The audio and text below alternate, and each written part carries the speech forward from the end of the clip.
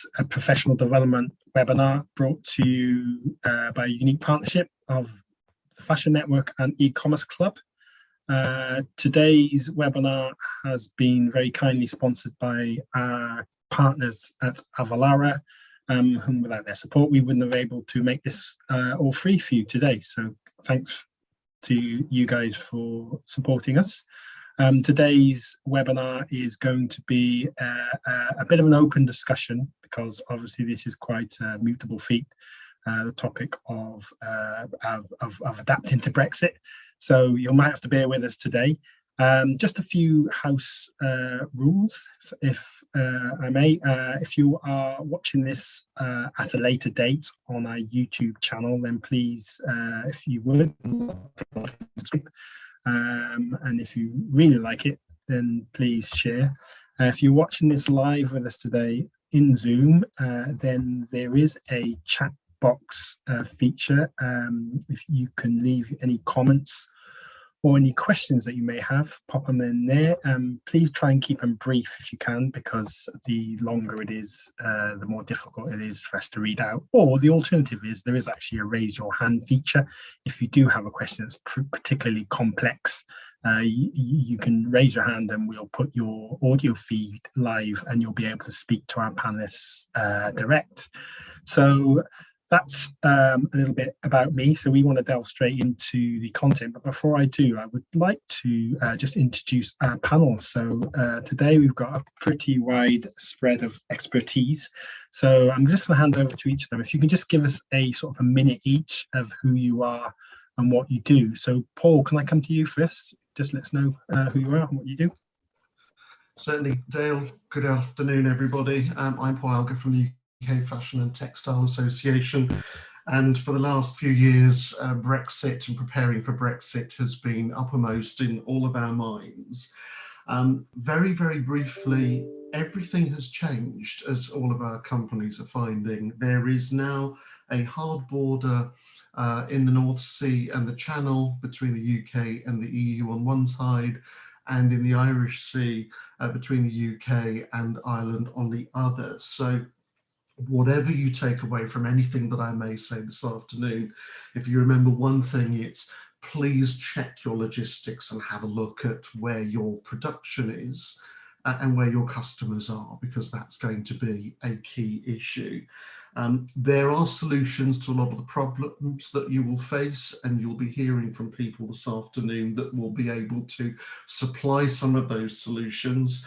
And again, just bear in mind, we're now living in a world of trade agreements, and the word free trade agreement, which we use, is sometimes slightly misleading. All of these trade agreements, be it the UK-EU free trade agreement or the UK-Canada, for example, or UK-Tunisia or Turkey, all of them are based on rules of origin. So if your goods meet the rule of origin, they potentially will travel on a duty-free basis, but they will probably attract VAT into the EU, and they may attract other issues going forward. So trade agreements tend to benefit those countries that tend to produce raw materials.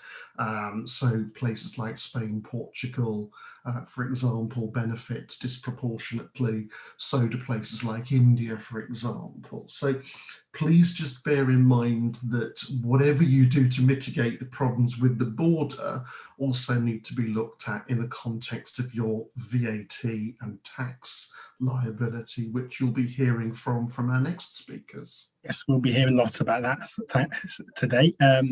Thanks, Paul. I'm just going to come to Divia next, then Ianthe, and then I'll let James introduce, because you've got a couple of slides as well. So Divia, just tell us who you are and where you come from.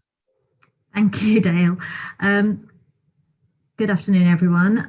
My name is Divia Patel-Smith. I'm an international trade advisor for the Department of International Trade. I've been an advisor for 19 years, and my role is to help businesses to export. So no matter how small or large the business is, we help them to find new markets overseas, help them to get into the market, find buyers. We also do a number of events which are free, as well as access to various funding and grants. Thank you, Divya. Ianthe, could come to you next. Yes, thanks, Dale.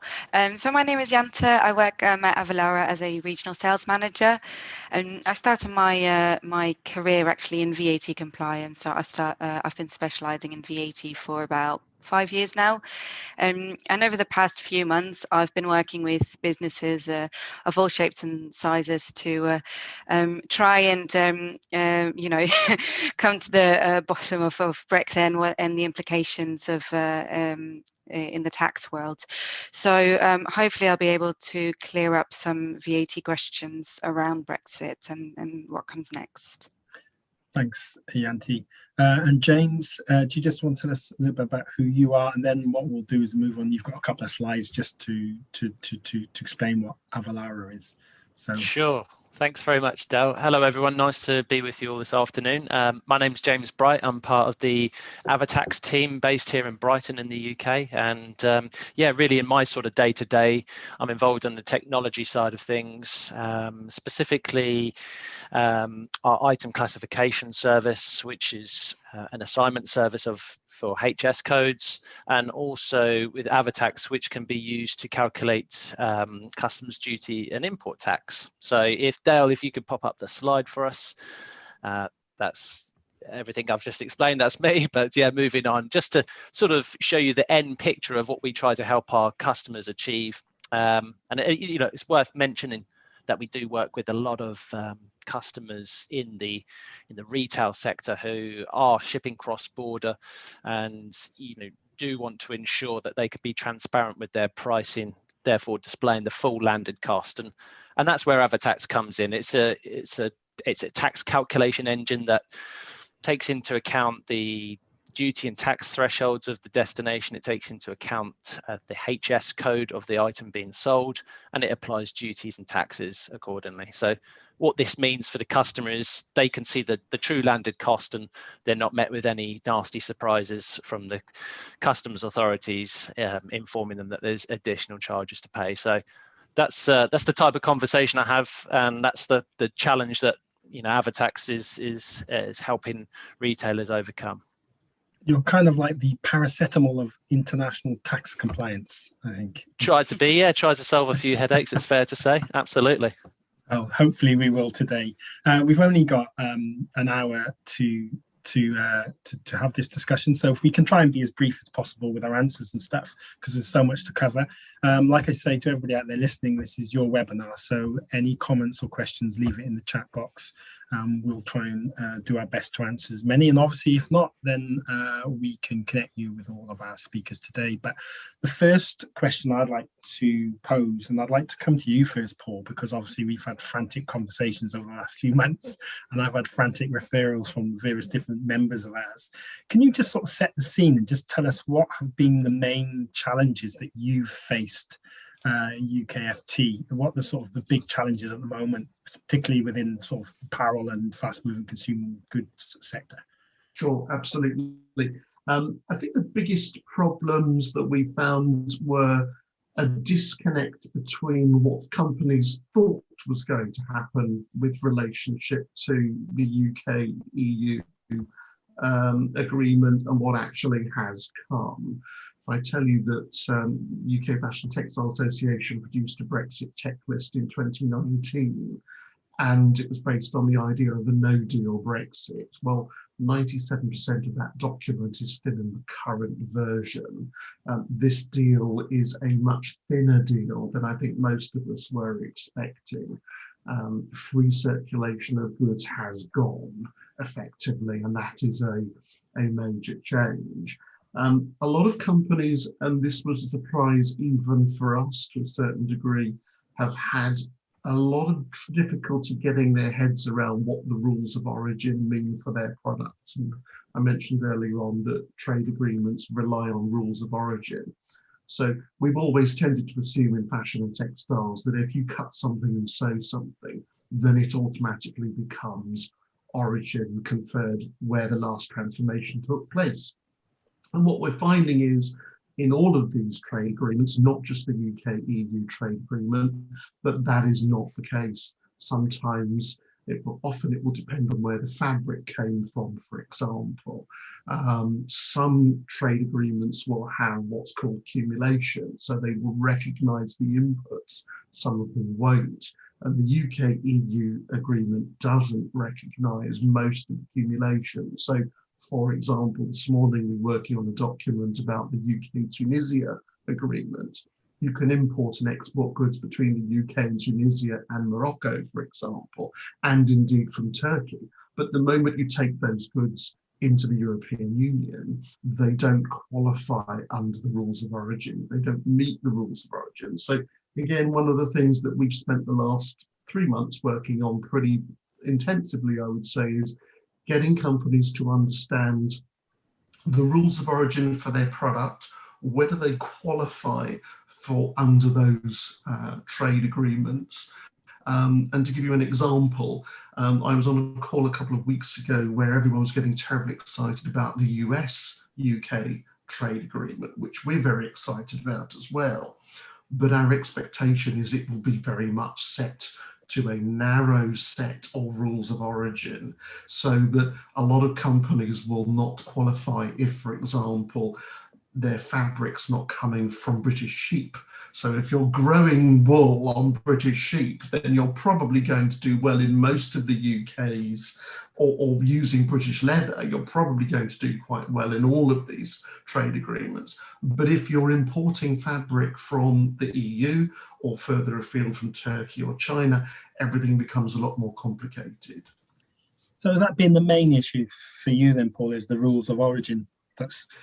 Rules of origin, I would say, is the main one. And then how do you get around that? So again, logistics, and I'm sure we'll be talking a lot about logistics. You may not qualify for the UK-EU free trade agreement, but some companies might qualify for other free trade agreements. So logistics can help you to not just deal with the UK trade agreements, but some of the other international ones, but that creates tax problems that companies don't think about. The other thing that I think is coming down the line is there are certain things that UK companies can do in the EU under this deal, and there are certain things that we can't. So anyone that was going to plan to have a pop-up shop, for example, during Paris Fashion Week, will find that they aren't allowed to do that. It is specifically forbidden under the deal. It's, you cannot sell to the general public direct at an event in the EU as a British passport holder. But if you have an EU passport holder, maybe you could. Interesting. Before I come to James and Ianthe, Divya, can you just, does your experiences reflect Paul's? What's the main issues you've having to deal with recently since January? Yes, I echo what Paul said. It's all been about rules of origin, understanding what does comply under the rules of origin rules.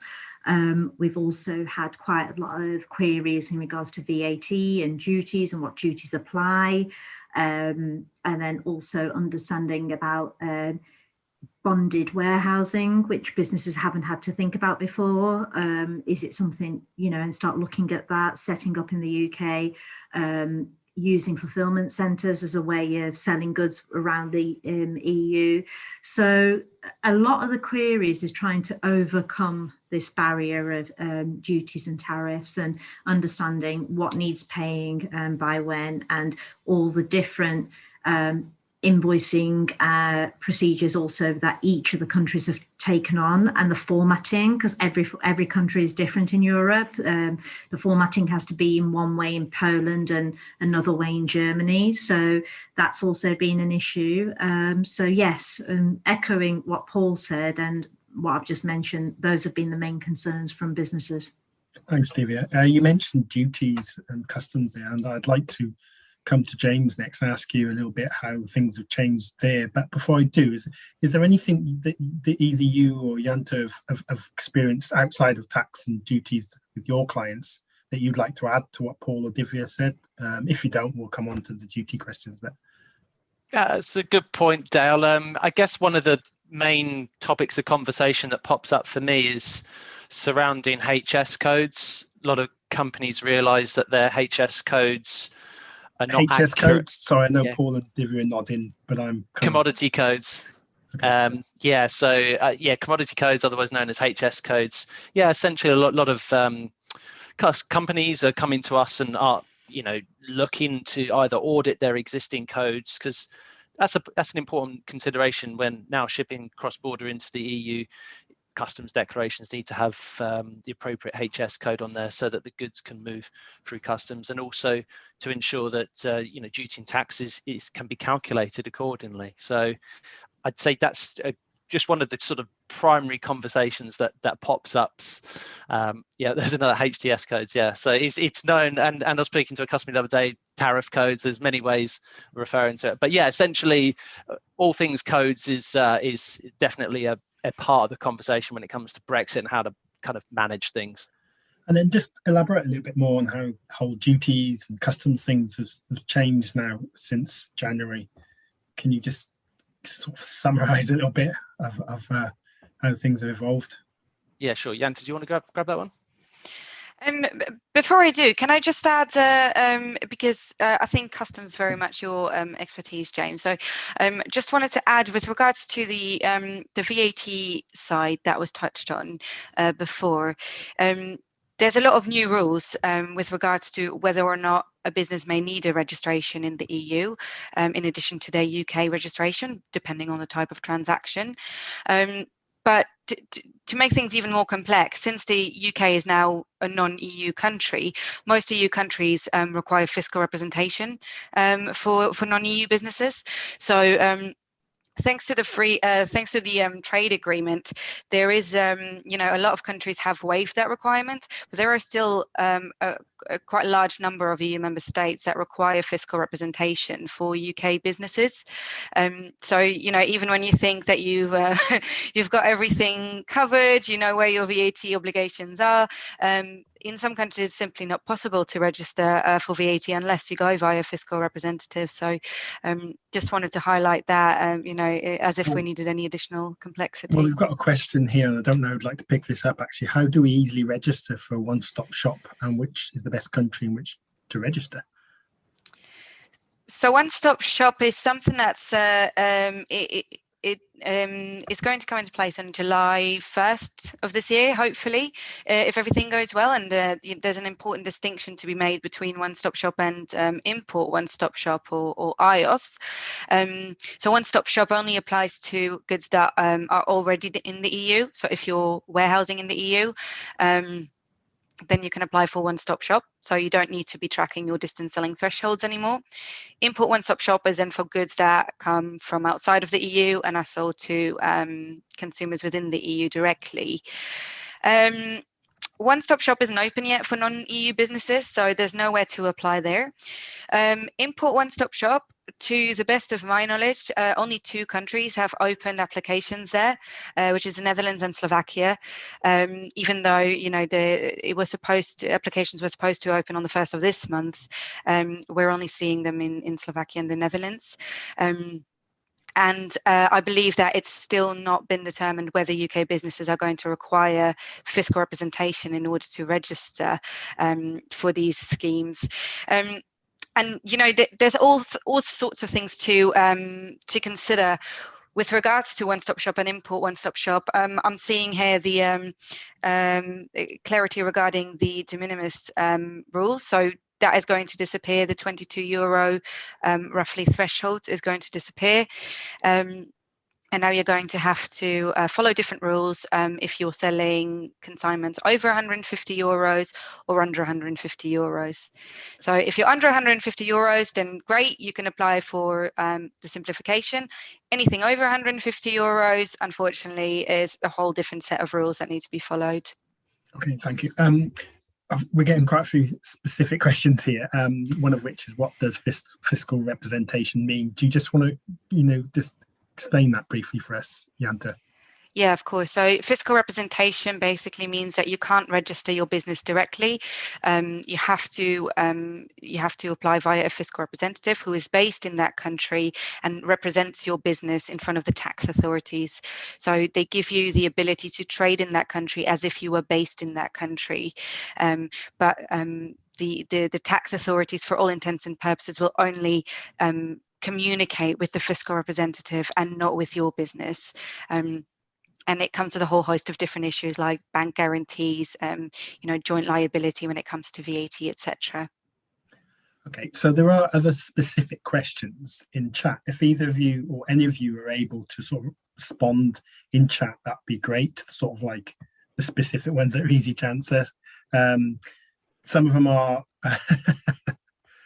Yeah, I've been talking a lot, so maybe I'll let someone else talk and I'll answer some questions in the chat. I've just seen a comment saying, "Oh my God!" I think this is setting the tone for the talk, really. I'd quite like to Paul. pick up. There was an interesting question here. Are there any benefits for the fashion industry from leaving the EU? I haven't found any yet. Potentially, there will be longer term benefits if we can restart UK manufacturing, going back to my comments about rules of origin, but those will not happen on their own. They will require a certain amount of encouragement, and I'm not yet seeing a vision that would suggest that that is going to happen anytime soon. The only other one that we come across is the UK obviously has the ability to decide that it wants to make children's wear VAT free in the UK. Obviously, that was always something that we did, but there will be perhaps more flexibility for the UK government to use tax in the UK to promote certain parts of the economy. But that's about it. I'm clutching at straws after that. There's a couple of questions and stuff about VAT, which we're going to come on to in a little bit, and obviously we've got our experts here for that.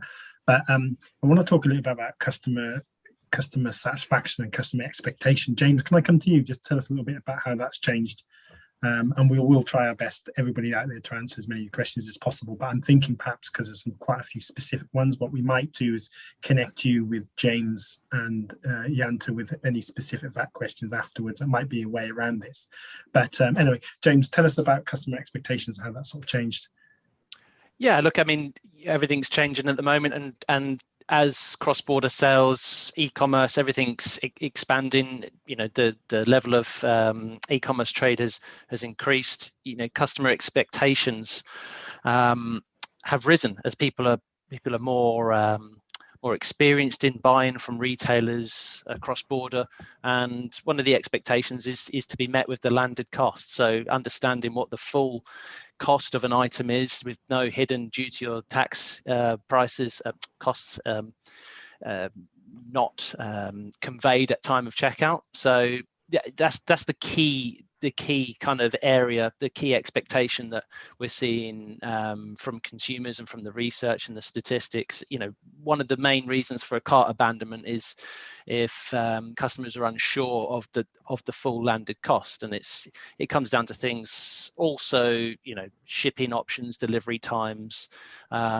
payment options, but yeah, the actual full landed cost again is, you know, just a key part of what customers are expecting to see in their checkout. Explain to me exactly then, in layman's terms, if you can, for me, as much of the audience. So what's changed in the sense of before Brexit and now in terms of the experience?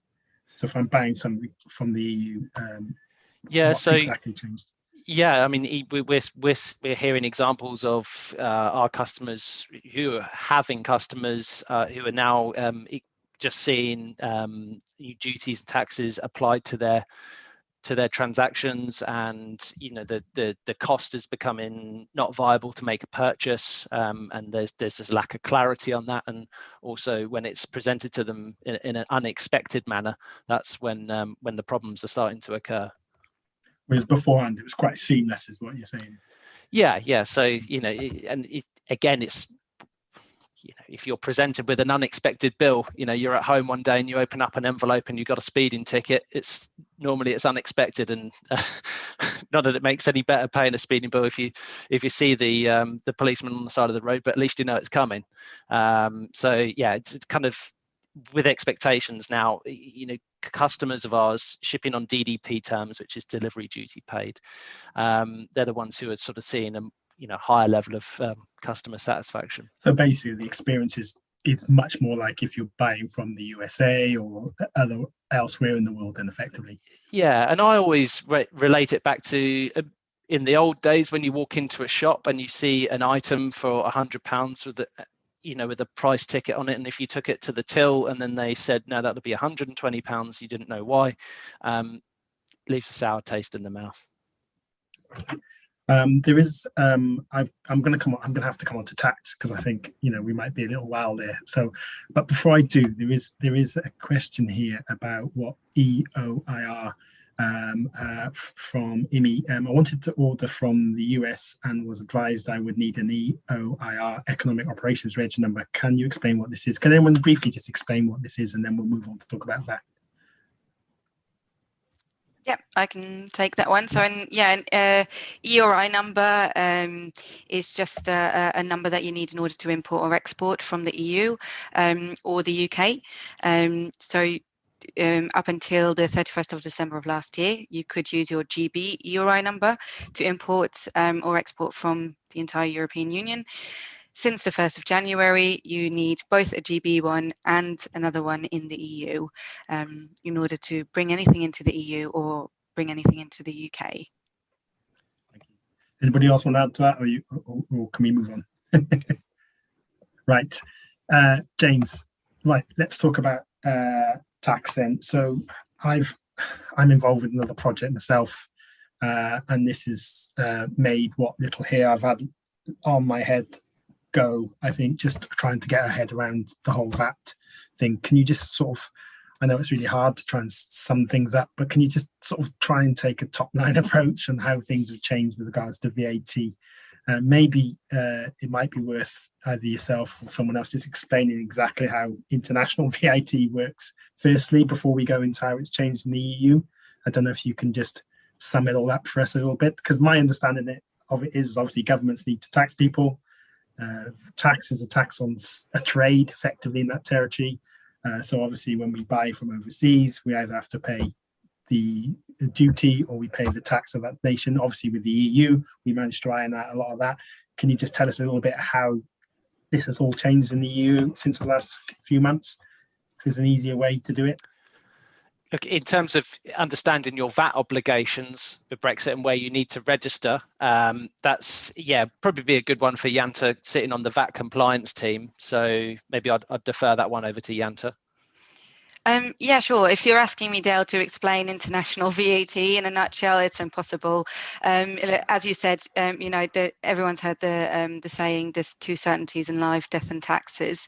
Every country is going to tax as much as they can, and no one country really does it the same. It's supposed to be standardized within the EU, but it is in no way standardized across EU member states. So we can't even come to sort of one type of VAT within or one type of how to report VAT in the EU, let alone the rest of the world. But basically, if you're buying goods as a consumer, you are likely to pay taxes on that. The rate of taxation will depend on a number of things, such as the country where you're based, the country where your supplier is based, and everything in between.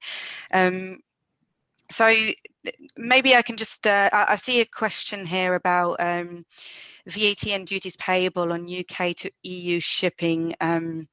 So if you want to act, or if you want your customer to not have to pay any additional charges, what you want to be doing is selling on a delivery duty paid basis or DDP basis. If you want to reclaim the import VAT that you then pay, you will have to act as the importer of record, and you will then have to register for VAT in the individual member state where your customer is based, or where the goods cross EU borders. You can then reclaim any import VAT, which is great, for your customer, because they won't be facing any additional charges. For them, it will look like as though they're buying something from a company in their own country. For you, however, that comes with a whole host of tax implications. So it's really a balancing act between, you know, the customer experience on the one hand, and then the implications it has for you as a business on the other hand. I don't know if anyone wants to add anything there. Paul, you're nodding quite enthusiastically there, and smiling at the same time. I was agreeing, because I think it's that, you know, the tax and the VAT is one of those things that trips most companies up. There is a presumption within the UK and the EU now that consumers should be paying VAT at the rate that applies to where they are based, as opposed to where the goods are coming from. And again, that comes as a bit of a shock to a lot of UK businesses. And the reason for this is because traditionally the VAT was paid when the goods crossed the border into the EU. But of course, you know, the Greeks and the Germans and the Italians all thought, well, we'd quite like our citizens to be paying VAT at our country rate in our country. Interestingly, for goods coming into the UK from the EU, the presumption is the same. HMRC is very, very emphatic that UK consumers should be paying UK VAT at the UK rate for goods that they buy online in the UK. So there's a change of mindset going on, I think, and certainly the changes of rules, the one-stop shop rules that are coming out in July, are intended, my understanding is, to make sure that happens. Divya, back at the right time. Did you hear that? I wanted to come to you next to see if you had anything to add. Yeah, sorry, I had to turn my camera off because I had to sneeze. Surprised about that. Is it this debate that's making So, I mean, sorry, in regards to what Paul was saying about it, that you do have to have a representative in regards to the goods, and if you want to avoid paying duties, you would then have to have a bonded warehouse or some kind of warehousing within the country. That's one way you can get the goods going directly from where they have been made into the EU and distributed across the EU. I'll start again with that, I'm confusing myself there. From the country where they're getting made, you could get a bonded warehouse in the UK. If they're in a bonded warehouse in the UK, even though they're physically in the UK, that doesn't mean that you have to pay duties and taxes on that. They are in a HM Customs and Revenue bonded warehouse, and they can be sent out from there across the EU. That's another option that you can look at. So even though physically they are in the country, for tax purposes and duties purposes, they're not. So my summary so far, half an hour in, is this is hard. This is difficult. Obviously, both your organisation, Divia, and yours, Paul, are there to help businesses across the board. And obviously, Avalara is there to help things easier. But is it fair to say that if you're a big organisation with the right resources, then Brexit is far more manageable? But if you're a smaller organisation, then perhaps it's getting a little bit cost prohibitive to sell into the European market. Is that a fair assumption to say? Ianthe, can I come to you on that one? That's definitely been my experience in the past, over the past few months of working with businesses, like I said, of all different sizes. You know, if you're a very large company with a lot of funds, then you can easily register in each individual member state and give your customers that excellent customer experience. Whereas, you know, if you don't have the funds to be registered for VAT in that many different countries, or you don't have the funds for additional software to calculate the landed cost, then how are you going to compete with EU-based businesses? You know, it's very, very hard. So yes, it will definitely make a difference. Yeah. So what would you suggest then, and this is going out to anyone here, what would you suggest if you are a certain threshold in business? How would you adapt now then? Would you just ignore the European market for the time being until you figured out. I can see a few grimaces and a few frowns. So what would you suggest, Divya? Can I come to you maybe on this? What would you suggest? Yeah, I mean, I was looking at a few of the questions as well. So I'll come back to there's a question there about shirts, manufacturing shirts in Europe. So I'll come back to that. In regards to Europe, it really depends on what product you're selling, and is it a big market for you. Then I wouldn't just say just stop, because obviously that's going to impact on your sales. And it also, if it's getting too much for you in regards to the processing and the duties, pick your top 3 markets or top 2 markets and try and tackle them first, because you've got to understand that you've got over 27 markets to kind of now individually have to look for. So that does get more complicated. And so what I would say is it varies. It's not a one answer will fit everyone. It will depend on how much you rely on selling into Europe. Is it a big market? If it is, where are the goods going within that market? And you'll have to then narrow it down and also kind of like funnel it down in some respects. In that bit, are we coming back to the questions that are coming in? What I was going to suggest is there's a lot of questions coming in here, and I think I don't think we're going to be able to answer them all. So there's 2 options here. One, we have a networking session after this, but also I know Divya and Paul, you've got to dart off straight out after this at 3.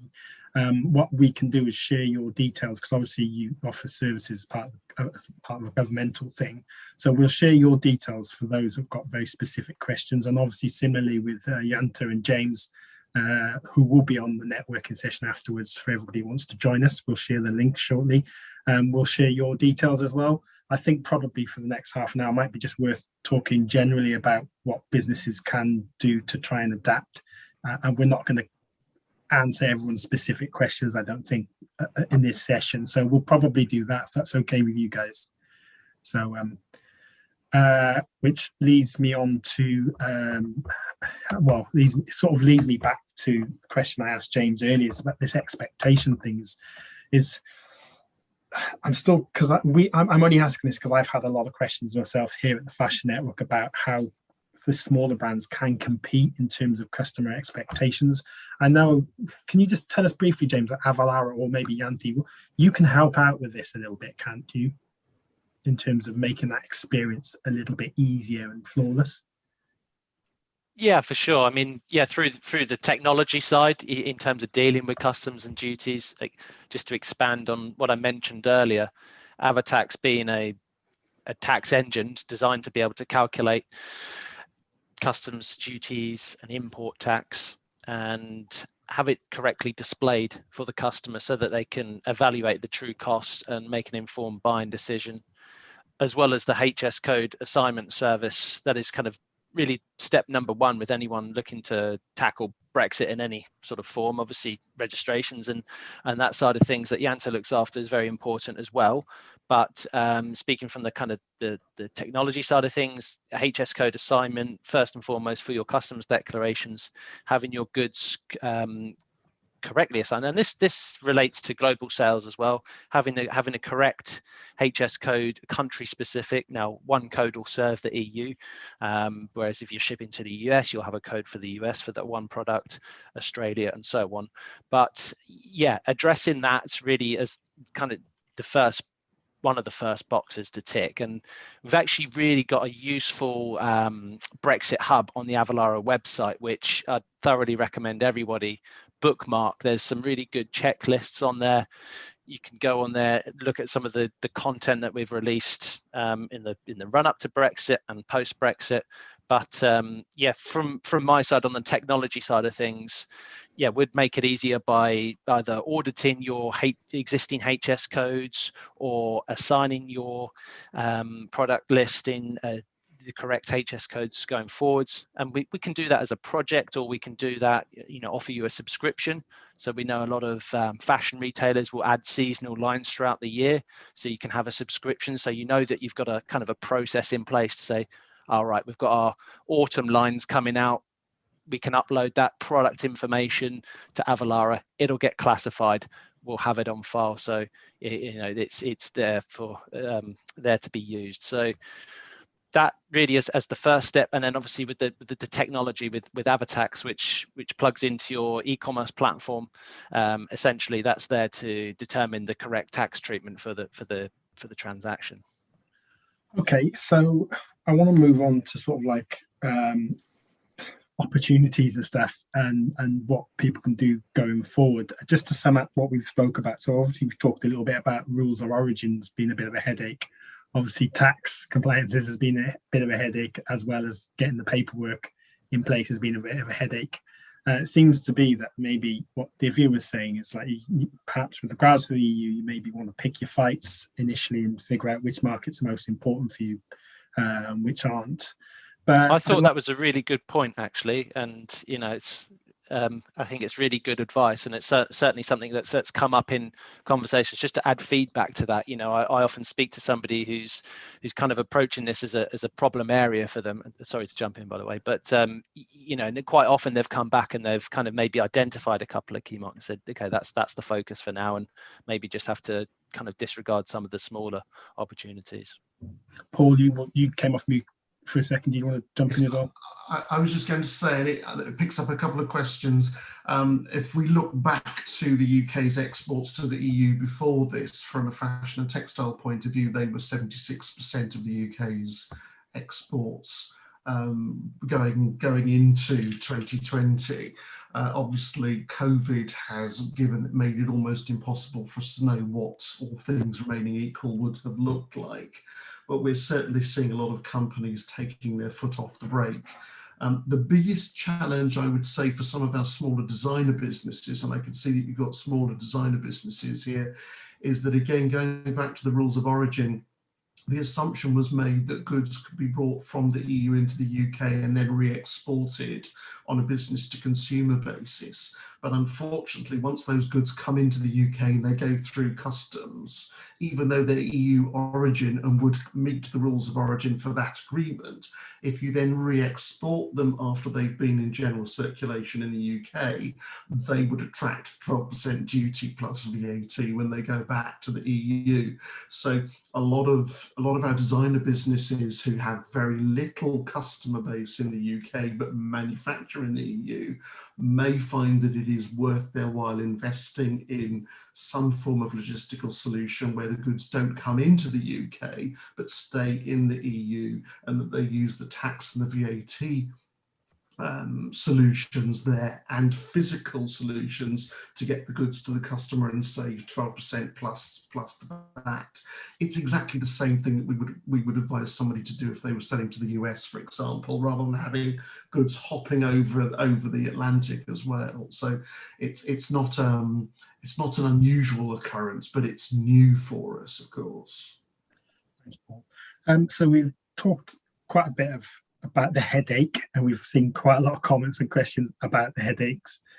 Are there any opportunities that have popped up over the last few months? Does anyone want to mention anything about that? Yeah, sure, Dale. I'd expand on one thing that Paul mentioned there. I mean, there are our customers that we speak to who are looking at other opportunities outside of the EU, don't want to, they can see opportunities elsewhere, and the US being one of them, obviously being such a huge market.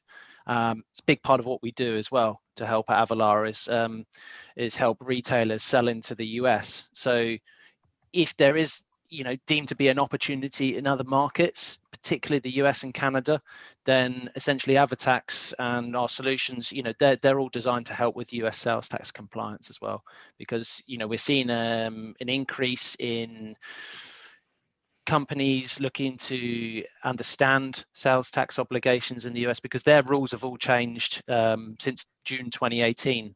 There's economic nexus, which is basically economic threshold. So if you sell 200 units or $100,000 worth of sales into a particular state, then you're essentially liable to collect and remit sales tax. Or if you have stock located in any states there, then that's deemed to be physical nexus, and that's going to trigger an obligation for you as well. So We've Just got wanted to just add that in there. one question I will read out here, actually. It's taking Paul's example of keeping the logistics within the EU, for example, distributing our Spanish supplier factory. Do we need an EU entity in order to get the benefits of VAT and duty? You're nodding, Paul. I Sorry, can see go on, Paul Ianthe. nodding, but I would disagree with that. I generally recommend against opening an entity in the EU, because then you're looking at additional forms of taxation other than VAT.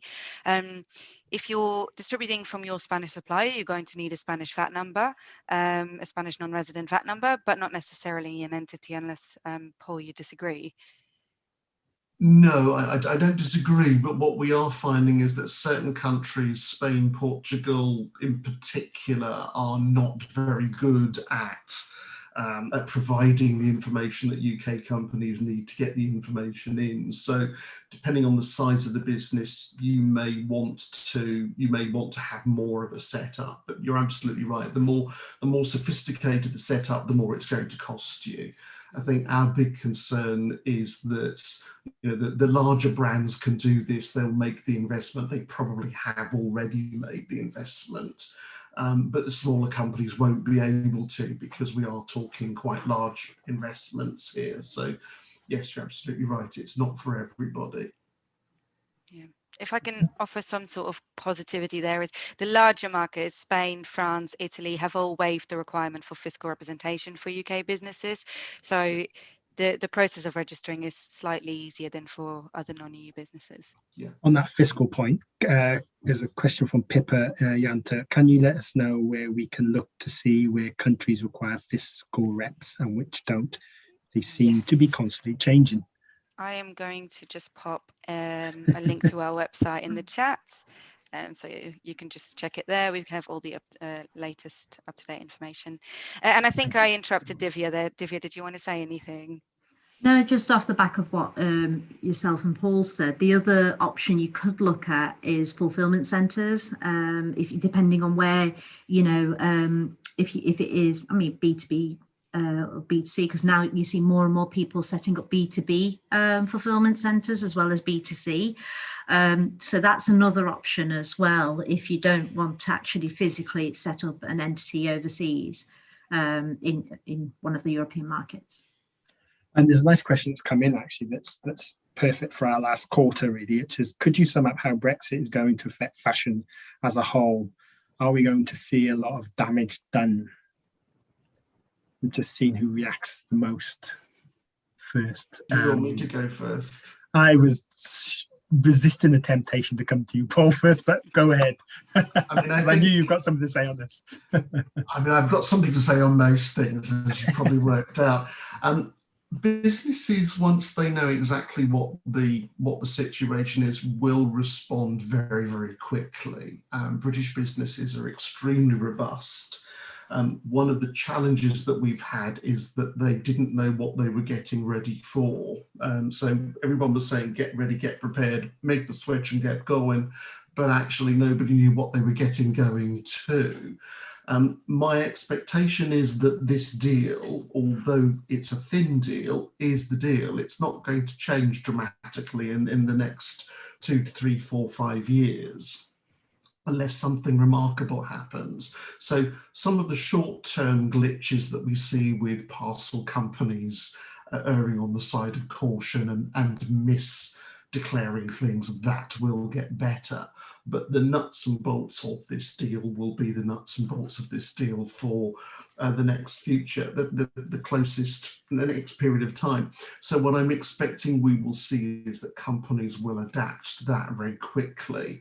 And my general feeling is that within 6 months, most companies will have decided whether they are changing the way that they do things, whether they're bringing their manufacturing back into the UK, for whatever reason, whether they are investing more in logistics, the other side of the English Channel, if that's where they decide to go, or whether they're going to change their business model already. I think on the damage side, the thing that worries me is that our London Fashion Week type designers traditionally all manufacture in the EU and don't have a huge customer base in the UK, because we don't tend to buy at those price points.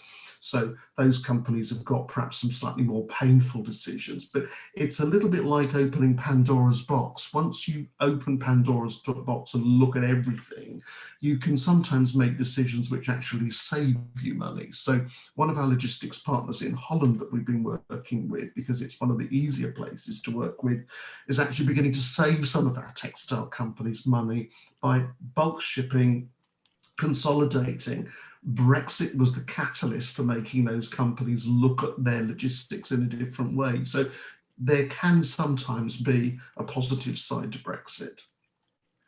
Okay, so we're getting into the last 10 minutes now. There's another comment here about drop shipping. I don't want to tackle that today.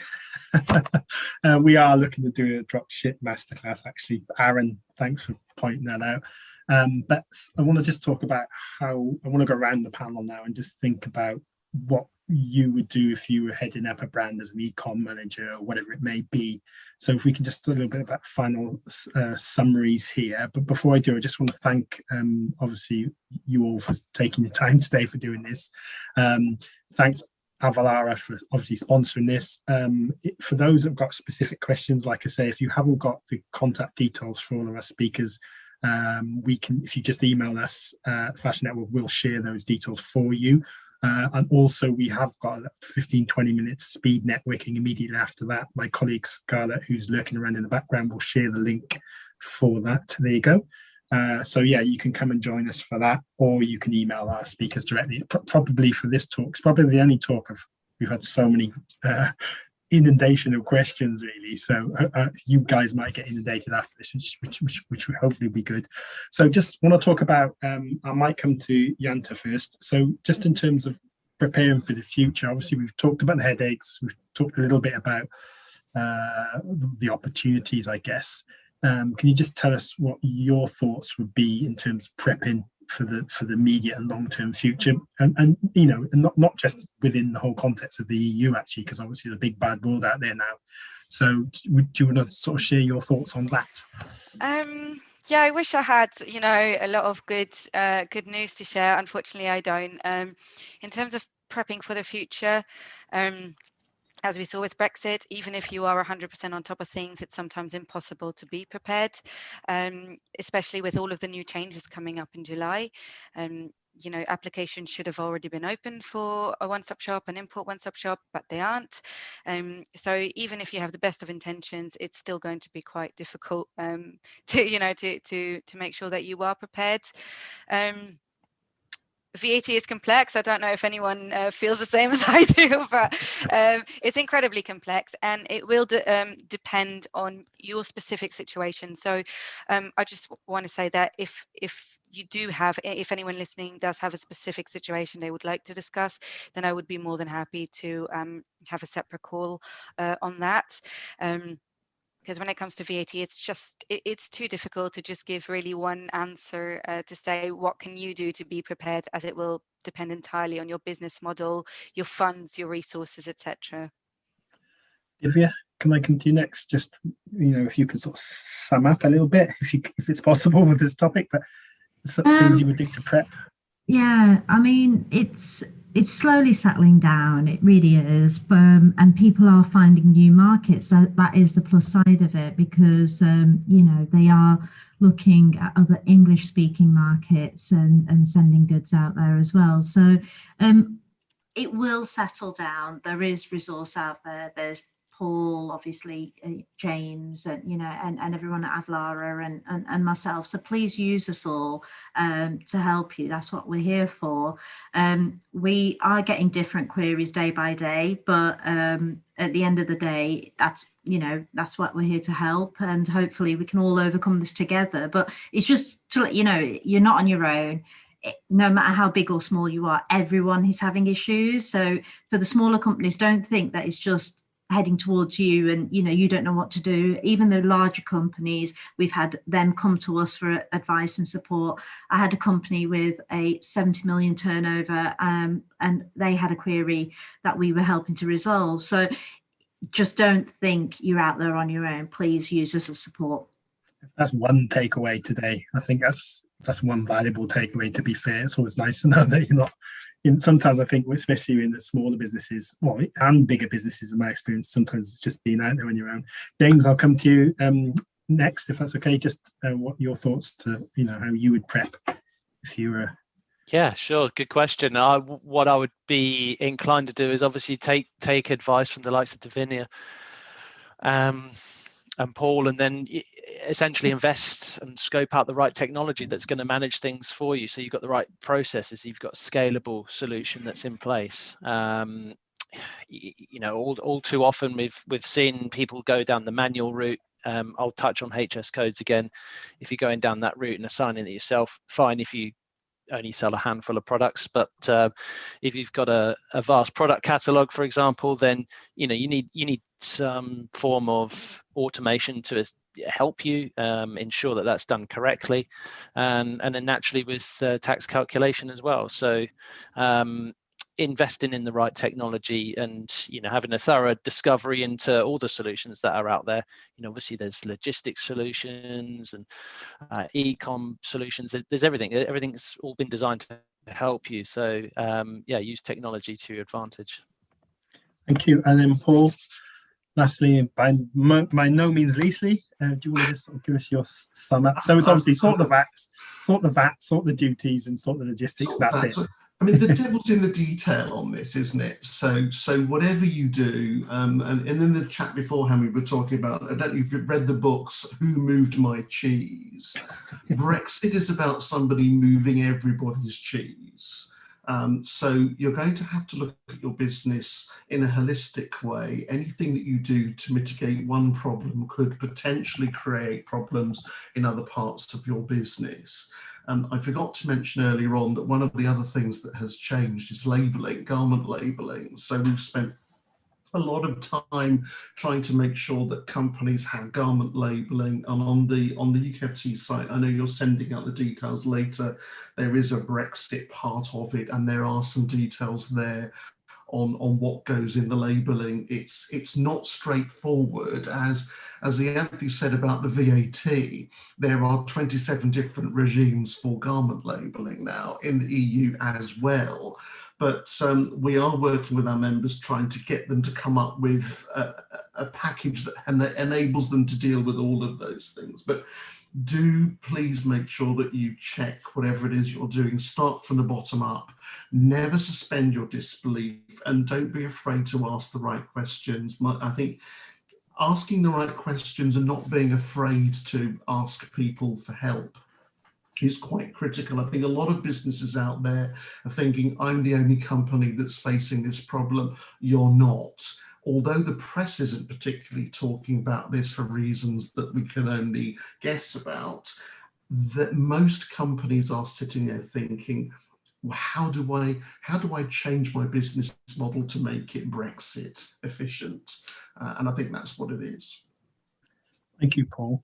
It's been a fascinating talk. I mean, it just seems that now, obviously, the Brexit thing has happened, but obviously it's now, I guess the rest of the world is like this anyway. So it's a case of those businesses that are used to trading overseas in North America or the Asian region or whatever, they're probably more used to this than others. Would that be fair to say? So, it's, like I say, every cloud in many respects. I hope we want to leave people with some sort of positive residue here. Obviously, I think there'd probably be a little bit more headache to come from what most of you have said. I hope we've tried to. Sorry. Dale. I was just going to leave on more of a positive. Department of International Trade at the moment have a grant up to 9k in the Northwest to help businesses with international trade, to help them to export, even covering rules of origin and exporting in general. So, please get in touch with your local advisor and see if you can tap some of this funding to support your business and to help it grow internationally. So there is money there, additional money, so that you can use. You guys aren't going anywhere, so obviously people can get hold of Divia and Paul as part of the government service. And I recall there's a £2,000 grant for Brexit preparedness as well, isn't there, Divia? Yes, there is. So people who've not ever had to do any customs duties or, and don't understand the paperwork and what is needed, there is a £2,000 grant to help you understand that, to use on training, and also to understand like the processes as well. But that's a separate pot of money. Thank you. Thank you, guys. We're coming to the end now, so our time is up. I'm sorry for everyone out there if we haven't answered everyone's questions. It's just obviously with a topic like this and the time we've got, it's not possible. But Ianthe and James will be with us if you want to join us for that networking session. It'll be about 15-20 minutes, maybe 30 tops. Divia and Paul are both available. Their details, if you haven't got that from the Zoom meet today, then just email us. I'll share our email in a bit, and we're free to connect you, aren't we, Paul and Divia? Yeah, and the only stipulation with Divia is obviously you're northwest of England. Yes, I am, but happy to connect you to your local team if you're struggling to get hold of someone. Brilliant. And then obviously James and Ianthe, we're more than happy to connect the audience with you two as well. James and Ianthe are there to answer your questions. They'd love to come and help and work with your businesses. I really appreciate your time, guys. It's been quite a large topic to try and cover off. Unfortunately, we can't go for a glass of vino just yet. Maybe in a few more months we could do, and I look forward to doing that with you all. Here's our email, so we're more than happy to connect everybody with you there. Thanks a lot, guys. Give yourself a round of applause, and hopefully we will see you all again soon. So thank you very much. Thanks very much. Thanks all. Bye.